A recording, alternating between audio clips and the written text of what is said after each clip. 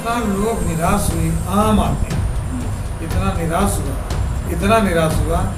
5 kilo चोट 500 kilo की लगी है, 5 किलो से कोई भूलने वाला नहीं। या समझ रहे होंगे तो अपने कुछ उद्योगपति मित्रों के प्रभाव में समझना नहीं चाह रहे। 5 साल झूठ बोल कर लोग सरकार में आए। उत्तर प्रदेश के अंदर योगी जी एक काम बता दें जिसका उन्होंने शिलान्यास किया हो तो उन्होंने लोकार्पण किया। एक दिन भारतीय जनता पार्टी के लोग संविधान को भी टायरों से रोक देंगे। 17,000 करोड़ से ज़्यादा गन्ना किसानों का बकाया है। सोशलिस्टों ने बाधी का पिछले पावे 100 में 60। काम बोलता है तब भी ठीक था, काम हमारा बोलता आज भी ठीक है।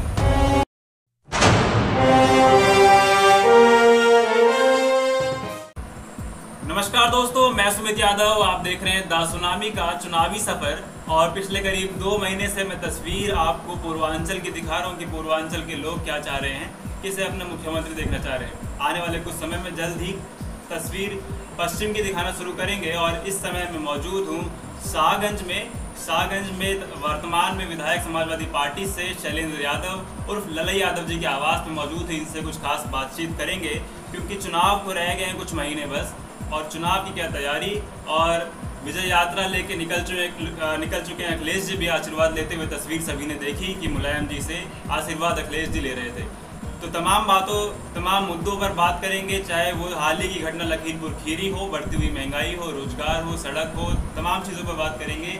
महिलाओं के मुद्दे पर बात करेंगे और यहाँ से शाहगंज से क्या तैयारी और क्या जातीय समीकरण, सभी मुद्दों पर बात करेंगे। और बात कुछ खास चाचा के ऊपर भी होगी जरूर।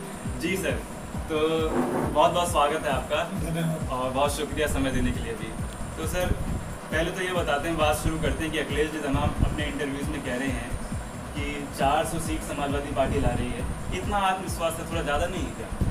नहीं, आत्मविश्वास इसलिए भी है कि पूरे प्रदेश में जो उत्तर प्रदेश में भाजपा की सरकार है, तो दिल्ली में इनकी सरकार है जो डबल इंजन की सरकार है, जिसने बहुत सजबाग दिखा कर लोगों को सरकार बनाने का काम किया।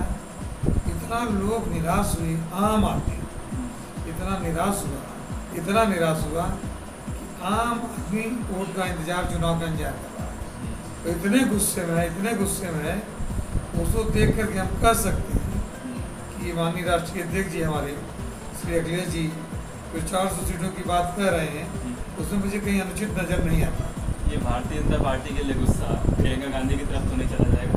नहीं, उत्तर प्रदेश की जनता इस बात को जानती है कि भारतीय जनता पार्टी को उत्तर प्रदेश में कौन हरा सकता है, कौन हटा सकता है और कौन उसके हक और अधिकार की बात करता है। और सबसे बड़ी बात है कि पिछली बार माननीय अखिलेश यादव जी उत्तर प्रदेश के मुख्यमंत्री थे तो उन्होंने जिस तरह के विकास के काम, इंफ्रास्ट्रक्चर के क्षेत्र में काम, आम लोगों के लिए, गरीब विद्यार्थियों के लिए, बेरोजगारों के लिए, पढ़ने वाली बेटियों के लिए और स्वास्थ्य की सुविधाओं को देने का काम, किसानों की उपज को खरीदने का काम, चीनी मिलों के लिए काम, यानी कि समाज के हर क्षेत्र में जिस तरह से उन्होंने काम किया, उस काम को देख करके उत्तर प्रदेश की जनता, ये सही कि पिछले चुनाव में काम की अनदेखी कर दी, लेकिन 5 साल जो झूठ बोल कर लोग सरकार में आए, जब इनसे इतनी निराश हो गई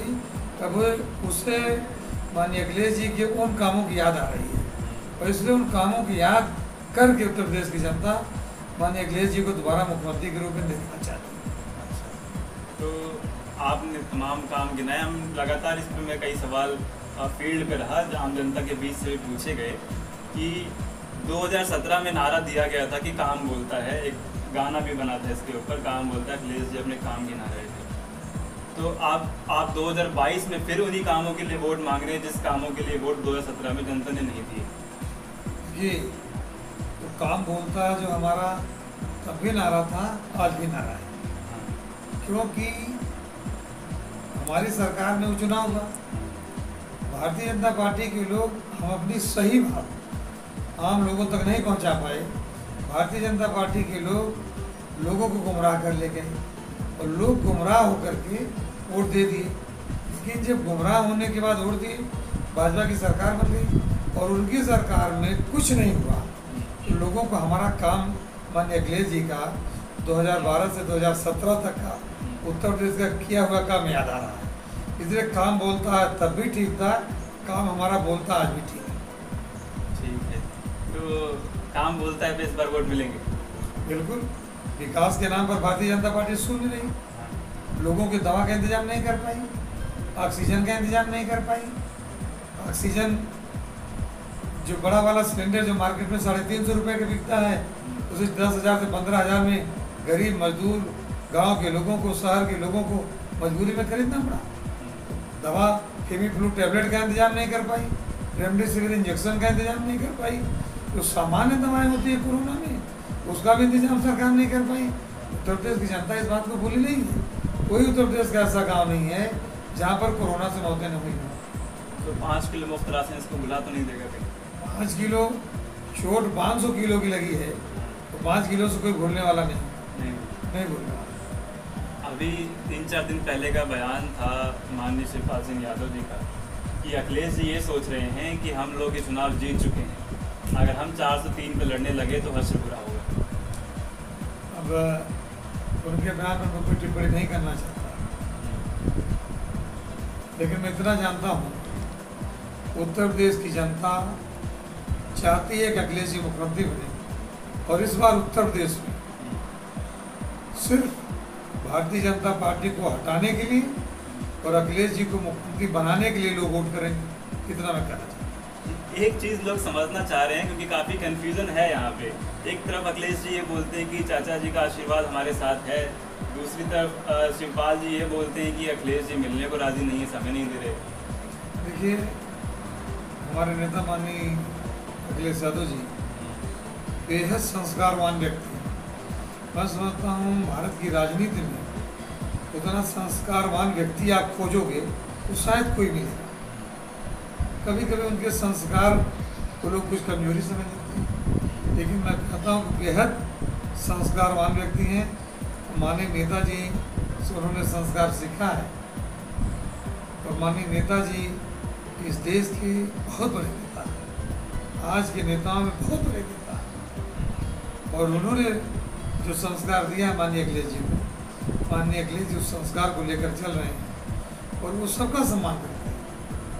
कोई उम्र में बड़ा उसका भी सम्मान करते हैं, कि उम्र का उसका भी सम्मान करते हैं, जो उनसे उम्र में छोटा उसका भी वो सम्मान करते हैं। ऐसे नेता इस देश में आपको बहुत कम मिलेंगे, इसलिए वो सबका सम्मान करते हैं, सबका आदर करते हैं, और हम उम्मीद करते हैं कि जो हमारे नेता सबका सम्मान, सबका आदर करते हैं, तो सबका सहयोग, सबका आशीर्वाद उन्हें प्राप्त भी होगा। तो अब साल 2021 चल रहा है, जाति का जनगणना होनी थी, पार्लियामेंट में मुद्दा उठा, सरकार ने साफ मना किया कि जाति का जनगणना हम नहीं कराएंगे। समाजवादी पार्टी और आपका व्यक्तिगत रूप से आप इस पे क्या राय है आपकी? देखिए, समाजवादी पार्टी हमारे नेता आदरणीय श्री मुलायम सिंह यादव जी ने बहुत पहले पार्लियामेंट इस बात को उठाया था। हमारे नेता आदरणीय श्री प्रोफेसर राम गोपाल यादव जी ने भी राज्यसभा में इस बात को कई बार उठाया, और अभी हमारे नेता और समाजवादी पार्टी के राष्ट्रीय अध्यक्ष, पूर्व मुख्यमंत्री और उत्तर प्रदेश होने वाले मुख्यमंत्री माननीय अखिलेश जी ने लोकसभा के अंदर बहुत जोरदार तरीके से इस बात को उठाया था। हम लोग डॉक्टर लोहिया के मानने वाले लोग हैं, डॉक्टर अम्बेडकर के मानने वाले लोग हैं। डॉक्टर लोहिया का नारा था, सोशलिस्टों ने बांधी गांठ, पिछड़े पावे 100 में 60। हम उस विचारधारा की पार्टी के लोग हैं, और समाजवादी पार्टी और हमारे नेता माननीय अखिलेश यादव जी का मानना है कि इस देश में जाति के आधार पर जनगणना होनी चाहिए। जब आप हर चीज़ की जनगणना कर रहे हो, तो जाति के आधार पर पिछड़ों की जनगणना क्यों नहीं कर रहे हो? जब आप लिखोगे इनके पास ट्यूबवेल है कि नहीं, गैस है कि नहीं, मोटरसाइकिल है कि नहीं, साइकिल है कि नहीं, ये भी लिखो किस जाति के पिछड़े क्या रहे हैं। हम तो चाहते हैं जाति के आधार पर सबकी जनगणना होनी चाहिए। तो ये इस बार 2022 के चुनाव का मुद्दा समाजवादी के मैनिफेस्टो में ये रहेगा कि नहीं रहेगा? देखिए, मैं फिर कह रहा हूँ, जाति के आधार पर जनगणना होनी चाहिए, और इस देश में कितने अनुसूचित जाति के लोग हैं, कितने अनुसूचित जनजाति के लोग हैं, कितने पिछड़ी जाति के लोग हैं, कितने अल्पसंख्यक लोग हैं और कितने उच्च वर्ग के लोग हैं। सबकी जनगणना हो, सबकी संख्या लोगों को जानने का हक और अधिकार है, और जिसकी जितनी संख्या है उसके आधार पर हर जगह उसको उतनी हिस्सेदारी मिलनी चाहिए। ये समाजवादी पार्टी की मांग है और हमारे नेता का स्पष्ट ये कहना है कि अगर भारत सरकार ये नहीं करा रही है तभी उत्तर प्रदेश के चुनाव हो रहे हैं। उत्तर प्रदेश के चुनाव के बाद जब समाजवादियों की सरकार उत्तर प्रदेश में बनेगी तो माननीय अखिलेश यादव जी मुख्यमंत्री बनेंगे, तो हम उत्तर प्रदेश से सरकार के संसाधन से जाति जनगणना कराने का काम करेंगे और जाति जनगणना के आधार पर जितने अनुसूचित जाति के लोग हैं, जितने जनजाति के लोग हैं, जितने पिछड़े वर्ग के लोग हैं, जितने अल्पसंख्यक लोग हैं, जितने उच्च वर्ग के लोग हैं, जिसकी जितनी संख्या होगी उसको हर जगह उतना हक, सम्मान और अधिकार देने का काम करेंगे। तो किसान आंदोलन पिछले 10 महीने से चल रहा है, 11 महीने लगभग होने वाले हैं। 26 तारीख को 11 महीने हो जाएंगे, 26 नवंबर से चल रहा है। लखीमपुर खीरी की घटना हाल ही में हुई, तो आप क्या बोलते हैं? किसान इस देश का अन्नदाता है। अगर एक साल किसान खेती करना बंद कर दे, फसल उगाना बंद कर दे, देश की क्या हालत? ये शायद भारत के प्रधानमंत्री जी नहीं समझ रहे हैं, या समझ रहे होंगे तो अपने कुछ उद्योगपति मित्रों के प्रभाव में समझना नहीं चाह रहे हैं। पिछले लगभग 1 साल होने जा रहे हैं, 11 महीने होने जा रहे हैं। जिस तरह से किसान दिल्ली के अंदर आंदोलन कर रहा है, मुझे लगता है अगर कोई संवेदनशील प्रधानमंत्री होता तो जब तक इन बातों को जरूर सुनिए। और अब तो इस आंदोलन को जीप के टायरों से रोदा जा रहा है, कुचला जा रहा है। अभी किसान की हत्या की गई है, अब कानून की हत्या की जा रही है, गृह राज्य मंत्री का इस्तीफा न लिया जा रहा है, न उन्हें बर्खास्त किया जा रहा है, न प्रभावी कार्रवाई हो रही है। अगर इन पर अंकुश नहीं लगा, इन्होंने अभी किसानों की हत्या की है, अब कानून को रौंद रहे हैं, आगे ये मन बढ़ जाएगा, एक दिन भारतीय जनता पार्टी के लोग संविधान को भी टायरों से रौंद देंगे, जो हमें बचाना है। तो लखीमपुर खीरी घटना के मामले में सभी दलों के नेता आगे निकल के आए और जाने का प्रयास किया, सभी को एक तरफ से गिरफ्तार किया गया, उसकी हिरासत में लिया गया, रोका गया सभी को। उसके बाद दोबारा सभी लोग गए, लेकिन फिर ये हुआ, सब लोग ये बोल रहे हैं कि अखिलेश जी थोड़ा लेट हुए, प्रियंका जी पहुंची, राहुल गांधी पहुंचे, संजय सिंह पहुंचे, तमाम विपक्षी दलों के नेता पहुंच गए, अखिलेश जी को इतना समय कहाँ लगा? नहीं, आप लोगों ने देखा होगा उत्तर प्रदेश सरकार की पूरी ताकत माननीय अखिलेश यादव जी को रोकने में थी, और नेताओं को रोकने में उनकी वो ताकत नहीं लगी। सबको छूट देते रहे, थोड़ी दूर जाते रहे। लेकिन जिस तरह से माननीय अखिलेश यादव जी समाजवादी पार्टी के राष्ट्रीय अध्यक्ष हैं, प्रदेश के पूर्व मुख्यमंत्री हैं, वो जा रहे थे, और जिस तरह से उनके घर के सामने इतनी बड़ी वाली ट्रक लगा दी गई, बैरिकेडिंग कर दी गई, मैं समझता हूँ प्रदेश सरकार को शोभा नहीं देता और उन्हें जाने से रोका गया, बर्बरतापूर्वक रोका गया, उनकी गिरफ्तारी की गई, उन्हें दिन भर पुलिस की कस्टडी में रखा गया, रात में छोड़ा गया, और उन घटनाओं के लखीमपुर खीरी की घटना के विरोध में और माननीय अखिलेश जी की गिरफ्तारी के विरोध में पूरे उत्तर प्रदेश के सभी जिला और तहसीलों में समाजवादी पार्टी के कार्यकर्ताओं ने उसी दिन धरना प्रदर्शन किया। और दूसरे दिन जैसे ही जाने का मौका मिला, माननीय अखिलेश जी लखीमपुर खीरी भी गए, बहराइच भी गए, शाहजहाँपुर में भी सिखों का बहुत बड़ा कार्यक्रम था, वहाँ भी गए। और अब तो माननीय अखिलेश जी अपनी विजय रथ यात्रा लेकर निकले हैं, और विजय रथ यात्रा तब तक निकली रहेगी जब तक भारतीय जनता पार्टी की सरकार को उत्तर प्रदेश से हटाकर समाजवादी सरकार बना दी जाए, तब तक विजय यात्रा चलती है। किसानों के लिए आपकी क्या है? देखिए, इस देश में किसानों की बात की तो चौधरी चरण सिंह ने, किसानों की बात की माननीय मुलायम सिंह यादव जी ने, किसानों की बात इस प्रदेश में अगर किसी ने देश में की माननीय अखिलेश यादव जी ने। भारतीय जनता पार्टी के लोग कहते हैं कि किसान की आय दुगना करेंगे। किसान की आय दुगना तब होगी जब उनकी उपज की जो लागत होती है उसके दुगने में सरकार खरीदे, तब तो आय दुगनी होगी। गेहूं का किसान, धान का किसान उत्तर प्रदेश में दुगने की बात छोड़िए, सरकार की जो घोषित रेट है उसके आधे में व्यापारियों के हाथ बेचने के लिए मजबूर है। 17,000 करोड़ से ज़्यादा गन्ना किसानों का बकाया है। ये तो सरकार किसानों की आय दुगना करने के बजाय किसानों की आय आधा कर रही है। बिजली इतनी महंगी, डीजल इतना महंगा, खाद इतनी महंगी, कीटनाशक दवाएं महंगी, इस तरह से किसानों की आय दुगनी नहीं हो सकती। जब तक इन क्षेत्रों में किसानों को सहूलियत न दी जाए, सुविधा न दी जाए, सस्ते रेट पर बिजली न दी जाए, हर क्षेत्र में उन्हें सुविधाएं न दी जाए और उनकी जो फसल है उसको सरकार उनकी लागत की दोगुनी रेट पर न खरीदे, तब तक उनकी आय दुगना नहीं होगी। और जब समाजवादी पार्टी की सरकार बनेगी तो निश्चित रूप से किसानों की आय दुगना किस तरह से हो, इस तरह से दुगना करने में जो भी काम होंगे वो समाजवादी पार्टी की सरकार करके, चाहे उन्हें बिजली में छूट देने की, तमाम तरह की छूट देने की, उनकी उपज को लाभकारी मूल्यों में खरीदने की, वो सारा काम समाजवादी पार्टी की सरकार करेगी और किसानों की आय दुगना करने का काम समाजवादी पार्टी की सरकार, माननीय अखिलेश यादव की सरकार करेगी। एक सवाल और उसके बाद मैं आऊँगा, क्योंकि आप पूर्व बिजली मंत्री भी हैं, तो उससे पहले कि जितने समाजवादी पार्टी ने काम किए, तमाम योजना जितनी भी लाई गई, उसके नाम, कई योजनाओं के नाम बदले गए इस सरकार में। तो सत्ता आने के बाद आप भी दोबारा उसी नाम पे जाएंगे या जो नाम अभी चलने देंगे? देखिए, मैं आपके माध्यम से भारतीय जनता पार्टी की सरकार से पूछना चाहता हूँ, उत्तर प्रदेश के अंदर योगी जी एक काम बता दें जिसका उन्होंने शिलान्यास किया हो और उन्होंने लोकार्पण किया हो। आज तक जितने भी काम उत्तर प्रदेश में लोकार्पण हो रहे हैं, चाहे प्रधानमंत्री जी कर रहे हों, चाहे उनके मुख्यमंत्री जी कर रहे हों, वो सब के सब माननीय अखिलेश यादव जी के शुरू हुए काम है। एक भी भारतीय जनता पार्टी का शुरू किया गया काम नहीं है। यहाँ तक कि जो समाजवादी पूर्वांचल एक्सप्रेस वे, इसका भी शिलान्यास माननीय अखिलेश यादव जी ने किया था, बजट का अलॉटमेंट किया था, टेंडर किया था। इन्होंने उसमें कुछ हेरा फेरी करके फिर से टेंडर करके उसको किया और 5 साल हो गए, अभी काम पूरा नहीं हुआ।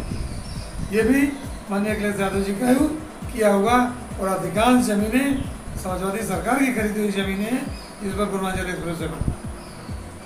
तो अभी बिजली का काफ़ी बवाल चल रहा है उत्तर प्रदेश में भी और पूरे देश में कि कहा जा रहा है कि कोयला की जो प्रोडक्शन है वो कम हो चुकी है, कोयला ख़त्म हो रहा है, कुछ थोड़ा बहुत स्टॉक बचा हुआ है।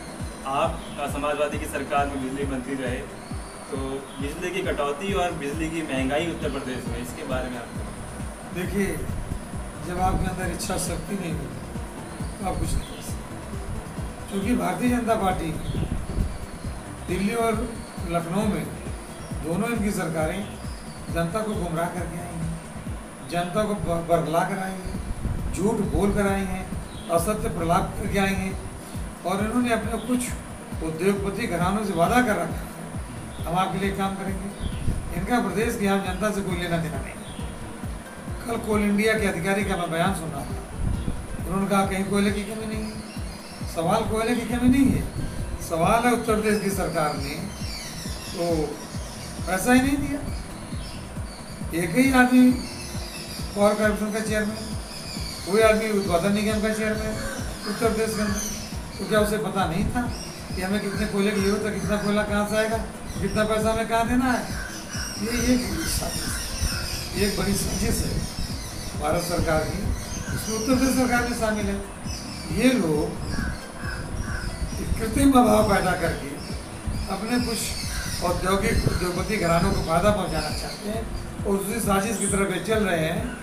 और इन लोगों को पैसा दे दिया होता, कोयले का बकाया दे दिया होता तो कोयला के पास सरप्लस रहता। और जब तय है कि कुछ जगहों पर 20 दिन का कोयला सरप्लस रहना चाहिए, कुछ जगहों पर 40 दिन का रहना चाहिए। आपके अधिकारी क्या नहीं देख रहे थे कहाँ 20 दिन से कम हो रहा, कहाँ 40 दिन से कम हो रहा? उनके खिलाफ क्या कार्रवाई आपने की?